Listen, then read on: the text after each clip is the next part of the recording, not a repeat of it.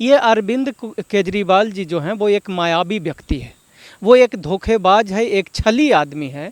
और छल वो इस प्रकार से करता है कि वो बातचीत में इतने माहिर हैं कि इस देश के सभी एससी एसटी ओबीसी खास करके दिल्ली के लोगों को लगता है कि अरविंद केजरीवाल हमारे लिए काम कर रहा है। लेकिन वास्तविक में अरविंद केजरीवाल जी बनिया समाज से बिलोंग करते हैं। और अरविंद केजरीवाल जी बनिया जिस समाज से बिलोंग करते हैं उसकी आबादी मात्र 3.5% है। और 3.5% बनिया को फ़ायदा दिलवाने के लिए, राजनीतिक लाभ और आर्थिक लाभ दिलवाने के लिए अरविंद केजरीवाल जी मुख्यमंत्री के पद पर सुसज्जित हुए हैं, जिसमें इन्होंने दलितों और पिछड़ों का वोट लेने के लिए इस्तेमाल करने का काम किया है। नमस्कार, मैं ओमदेव। आज हम हैं नोएडा में, हमारे साथ हैं प्रवीण भारती जी। प्रवीण भारती जी पेशे से वकील हैं और बहुजन चिंतक भी हैं, दिल्ली से आते हैं। सर, क्या लग रहा है जो 2 तारीख नज़दीक आ रही है और जो अरविंद केजरीवाल है उनको जेल जाना पड़ेगा, आप इस विषय में क्या कहना चाहोगे? हमारी तो एक ऐसी राय है कि अरविंद केजरीवाल जी जेल के अंदर रहें, जेल के बाहर रहें, इस देश के 90% आबादी जो एससी एसटी ओबीसी और माइनॉरिटी के लोग हैं, इनके स्वास्थ्य पर कोई फ़र्क पड़ने वाला नहीं है। लेकिन केजरीवाल जी कहते हैं कि हम कट्टर ईमानदार हैं, बाकी सब चोर हैं। नहीं, ठीक है, अगर आप कट्टर ईमानदार हैं तो आप बता दीजिए केजरीवाल जी कि दलितों के एससी और एसटी का जो 50,000 करोड़ रुपया पिछले 10 साल में आवंटन हुआ, उसका इस्तेमाल दलितों के ऊपर हुआ या नहीं, आप बता दीजिए अगर आप ईमानदार हैं तो। और नहीं तो खुला चैलेंज देता हूं मैं आपके माध्यम से अरविंद केजरीवाल जी को कि आप आ जाएं हमारे सामने, आपको मैं साबित कर दूंगा। और नहीं तो मैं आपको अभी साबित कर रहा हूं कि दलितों के पैसों का इन्होंने गलत इस्तेमाल किया। और जो पैसों का गलत इस्तेमाल करेगा वो आदमी ईमानदार कैसे हो गया? वो बेईमान तो है, वो इसी बात से साबित हो जाता है। लेकिन केजरीवाल सरकार चल रही है दिल्ली में, उन्होंने वहाँ के गरीबों को फ्री बिजली, पानी, एजुकेशन, हेल्थ, शराब भी फ्री बांटी थी। और क्या चाहिए आम आदमी को? हाँ, बिल्कुल आपने सही कहा। तब मैंने कहा आपको कि केजरीवाल जी बनिया समाज से बिलोंग करते हैं और वो बनिया समाज के आर्थिक और सामाजिक राजनीतिक लाभ के लिए काम करते हैं, जिसमें वो दलित और पिछड़ा का इस्तेमाल करते हैं। अब मैं बताता हूँ, आपने कई उदाहरण दे दिए। उन्होंने कहा कि हम बस फ्री दे रहे हैं, पानी फ्री दे रहे हैं, बिजली फ्री दे रहे हैं, और उसके बाद आजकल महिलाओं को भी एक शगुफा दे दिए हैं कि हम हर महिला को 1,000 रुपया देंगे। तो तब मैं आपको बता रहा हूँ कि इस दिल्ली के दलित जो लगभग 25 लाख के आसपास उनकी आबादी है, उस 25 लाख दलितों के लिए 50,000 करोड़ रुपया जो आवंटन हुआ, उनके विकास के लिए सिर्फ उस पैसा को छीन करके दलितों से ये बाकी लोगों में बांट रहे हैं। क्या मैं अरविंद केजरीवाल जी कह सकते हैं कि बस में चलने वाली जितनी भी महिलाएं हैं सिर्फ दलित महिलाएं हैं जिनका किराया वो फ्री कर रहे हैं? क्या अरविंद केजरीवाल जी कह सकते हैं कि जितने भी लोगों को बिजली और पानी दिया गया वो सिर्फ दलित लोग हैं? यानी दलितों के पैसा को छीन करके आप दूसरे मद में खर्च करोगे, ये क्रिमिनल एक्टिविटी है और ये एक क्राइम है, आपको मैं बता दूँ। तो तब मैं आपको कहता हूँ कि देखो, वो एक पॉपुलिस्ट मुख्यमंत्री है जो कुछ व्यक्ति को बड़ा धोखा दे करके और कुछ को बड़ा लाभ पहुंचाता है। जैसे मैं आपको बताता हूं, दिल्ली में जितने भी आर्थिक लाभ अरविंद केजरीवाल ने लोगों को पहुंचाने का काम किया, वो सारे लाभ जो है 10% सवर्णों को पहुंचाने का काम किया है।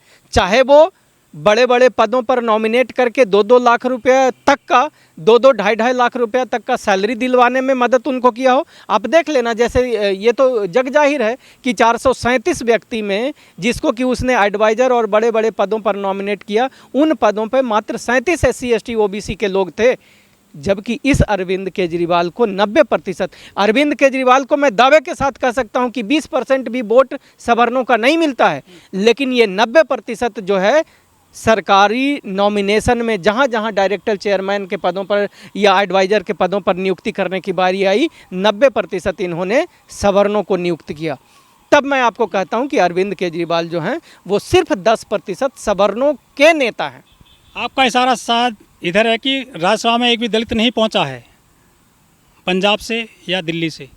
बिल्कुल आपकी बात सही है, इसमें कौन सा दूसरी राय है? मैंने तो कल इस पे एक वीडियो बनाया कि अरविंद केजरीवाल जी, मैंने देखा कि एक जीप पे खड़ा होकर के कह रहे हैं कि आप लोगों ने मुझे वोट दे करके 112 में से शायद 92 सीटें आपने हमको दी। अरविंद केजरीवाल जी, अगर थोड़ा सा भी गैरत आप में बची होती तो जिन दलित और पिछड़ों ने आपको वोट दे करके पंजाब और दिल्ली में सरकार बनाई थी, उसको कम से कम 3 आपने यहाँ से दिया, 10 आपने वहाँ से, 7 आपने वहाँ से दिया, कम से कम 10 में से 6, 7, 8 तो SC, ST, OBC को सांसद आप बना करके भेजते। लेकिन तब मैं कहना चाहता हूँ कि ये सिर्फ सवर्णों को फ़ायदा पहुँचाने वाली राजनीतिक पार्टी है और अरविंद केजरीवाल जो हैं 10% लोगों का नेता है, इसीलिए वो सिर्फ उनको ही लाभ पहुँचाने का काम कर रहे हैं। लेकिन बड़ा सवाल यह है प्रवीण जी कि आम आदमी पार्टी में जो दलित मंत्री बनाए गए थे, चाहे संदीप वाल्मीकि हो, चाहे राजेंद्र पाल गौतम हो, चाहे राजकुमार आनंद हो, ये टिक क्यों नहीं पाते हैं आम आदमी पार्टी में? ये गलती कर रहे हैं दलित नेता या फिर इनको ठहरने नहीं दिया जा रहा है आम आदमी पार्टी में? देखिए, इसमें 2 बातें हैं। एक तो है कि हमारे जो नेता हैं वो चाटुकारी और चापलूसी की सारी हदें पार करके किसी भी कीमत पे अपनी इज्जत अस्मत को कुर्बान कर करके किसी इस तरीके के ब्राह्मणवादी मानसिकता के राजनीतिक पार्टी में जाते हैं और वहाँ जा कर के विधायक, काउंसलर और सांसद बनते हैं। जब ये विधायक, काउंसलर और सांसद बनेंगे चापलूसी करके, चाटुकारी करके, तलबे चाट करके, तो इनको क्या बोला जाता है मालूम? इनको बोला जाता है कि राजेंद्र पाल गौतम जी, संदीप वाल्मीकि जी, चाहे राजकुमार आनंद जी, आप दलितों और पिछड़ों के हक और अधिकार के बारे में चर्चा नहीं करना। आपको एक बात बता देता हूँ, आपको समझ में आ जाएगा कि किस प्रकार से वो, उसमें उनकी गलती नहीं है। अरविंद केजरीवाल 10% को फ़ायदा पहुँचाने के लिए वो पार्टी बनाया है और दलितों का इस्तेमाल करता है। इसीलिए ऐसे ऐसे लोग जो उनके चाटुकार हैं, चापलूस हैं, उनको विधायक और मंत्री बना देते हैं। और जब वो अपने समाज के दबाव में अगर कोई भी बात ऐसी उठाने लग जाते हैं कि जी दलितों को हिस्सा दो, हक दो, अधिकार दो, तो उनको लात मार करके बाहर निकाल देते हैं। अब आपको एक बात मैं समझाने जा रहा था कि देखिए, यहाँ पे अरविंद केजरीवाल जी ने जितनी भी सीटें बांटी, 90% आपको पता है, मैं फिर से कह रहा हूं कि अरविंद केजरीवाल जी को सवर्ण वोट नहीं देता। आज के तारीख में सवर्ण वोट सारे जाते हैं, वो बीजेपी को जाते हैं। तो 100% दलितों और पिछड़ों का वोट लेने वाला आम आदमी पार्टी, जब बाढ़ के चुनावों में आप टिकट बंटवारे को देखोगे तो 70% आपको टिकट मिलता है सवर्ण समाज को, जिसके ना वोट बैंक है और ना वो वोट देता है। वो वोट नहीं देता है आम आदमी पार्टी को, फिर भी टिकट वो उसको देते हैं। दूसरा, विधानसभा के चुनाव में देखो, टिकट बंटवारे में आपको पता चल जाएगा।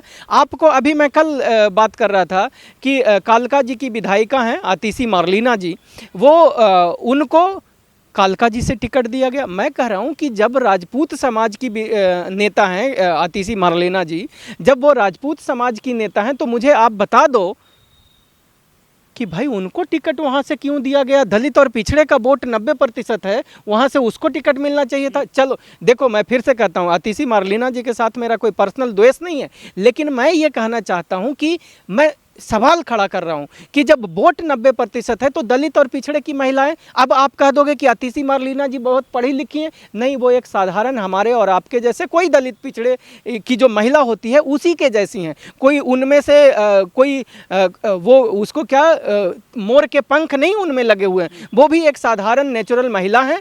और वो महिला जो हैं, और इस बात का प्रमाण भी है, कल परसों उनको जल बोर्ड का मंत्री बनाया गया है। शिक्षा मंत्री भी हैं वो, तो शिक्षा मंत्री भी हैं। देखिए, तो तब मैं आपको कहता हूँ, इस पे आऊँगा बाद में, पहले इसको क्लियर कर देता हूँ कि वो जल बोर्ड की मंत्री हैं। और जल बोर्ड में अभी उनको मैंने प्रेस कॉन्फ्रेंस करते हुए देखा, उनको पूछा एक पत्रकार ने कि मंत्री जी आप इतना तो बता दीजिए, मैडम आप इतना बता दीजिए कि कितने MGD पानी की ज़रूरत दिल्ली को है और कितने पानी का अभाव आज के तारीख में हो रहा है। मैडम को ये भी नहीं पता है, जबकि वो जल मंत्री हैं, और उनको ये भी नहीं पता है कि पूरी दिल्ली में कितने जल की ज़रूरत है, कितने MGD जल की ज़रूरत है। मैं आतिशी जी का शिकायत नहीं कर रहा हूँ, लेकिन मैं कह रहा हूँ कि इतनी ही समझदार कोई एक दलित पिछड़ा महिला होती, कोई भी दलित पिछड़ा की एक महिला होती जो अगर ये मंत्री पद का जिम्मेदारी निभा रही होती, तो आतिशी जी से कम उसमें कुछ नहीं कर पाती। और मैं ये कहना चाहता हूँ, सम्मन जारी कर दिया गया है, बुला लिया गया है इनको भी। बिल्कुल, देखिए मैं तो कह रहा हूँ कि अरविंद केजरीवाल जी आम आदमी पार्टी, आरएसएस और बीजेपी, ये तीनों मिलकर दलितों और पिछड़ों का हक मारने का काम कर रहे हैं। आज देखना, जब से अरविंद केजरीवाल जी जेल से बाहर निकले हैं, उस दिन से दलितों और पिछड़ों के हक और अधिकार की चर्चा खत्म हो गई है। केजरीवाल जी देशभक्ति की बात करते हैं, भगत सिंह की बात करते हैं, बाबा साहब की बात करते हैं, दलितों की बात करते हैं, जय भीम मिशन की बात करते हैं। वो तो दलितों को तो काफ़ी खुश रखते हैं दिल्ली में। वो बहुत अच्छी बात आपने कहा कि बात तो वो सब करते हैं। तो तब मैं आपको पूछना चाहता हूं कि टिकट देने में उनकी बातें कहां चली जाती है? कौन ऐसी ताकत है जो दलितों और पिछड़ों को टिकट देने से उनको रोकता है? कौन ऐसी ताकत है जो ठेकेदारी में ठेकेदार बनाने से अरविंद केजरीवाल जी को रोकता है? कौन ऐसी ताकत है कि अरविंद केजरीवाल जी को किसी भी बड़े पदों पर SC ST OBC को नॉमिनेट करने वाली समय आता है तब उनको रोकता है? वो RSS है जो इनको कहता है कि तुम दलितों की बात तो जरूर करो। दलित के बात ये तो पूरा चिल्ला चिल्ला के करेंगे। बाबा साहब अम्बेडकर का फोटो लगाते हैं, भगत सिंह का फोटो लगाते हैं। अब आज के तारीख में आज देखो, दिल्ली के देश के प्रधानमंत्री अपने आप को भगवान बनाने में लगे हैं। उसी प्रकार ये कहते हैं कि हम तो भगत सिंह की तरह, शहीद राजगुरु की तरह हम जेल दिल्ली और देश को बचाने के लिए जा रहे हैं। तो ये लोग सिर्फ मायावी लोग हैं जो सिर्फ बात करना जानते हैं। दलितों पिछड़ों, आप अपना नेता बनाओ, चाहे वो गरीब कमज़ोर लाचार क्यों ना हो। वोट आप देते हो तो विधायक जब वो बन करके दलित पिछड़ा विधानसभा में पहुंचेगा तब आपका वो कल्याण करेगा और आपके विकास की वो राजनीति करेगी। केजरीवाल को अभी और प्रखर नेता RSS बनाना चाहती है, इसीलिए ये सारा साजिश है। उसको अभी जेल में डाला जाएगा। लंबे समय तक जेल में जब वो रहेंगे तो सारी मीडिया उनके पीछे जाएगी, क्योंकि मीडिया भी ब्राह्मणवादी है। आप देखोगे 100 में पूरा एपिसोड चलेगा। हाँ, पूरा का पूरा एपिसोड प्राइम टाइम चलेगा, वगैरह वगैरह चल करके उनको और निखारा जाएगा। सारे ब्राह्मणों की मीडिया होती है, तो वो अपने नेता को निखारने के लिए और दलितों के मुद्दों को, आज जैसे देखो सारे मुद्दे गायब हैं। दलितों के हिस्सेदारी के हक का, ठेकेदारी का। तो जेल जाएंगे केजरीवाल 2 तारीख को। जेल जाएंगे और ये एक ड्रामा है, इससे ज़्यादा कुछ नहीं। कहने का आतिशी भी जाएंगे जेल, उनको बुला लिया गया, समन जारी कर दिया। ठीक है, इनका तो काम है। अगर 10 महीना साल भर जेल में रह करके बाकी दलितों का 90% रुपया लूट करके अय्याशी करेंगे बाद में।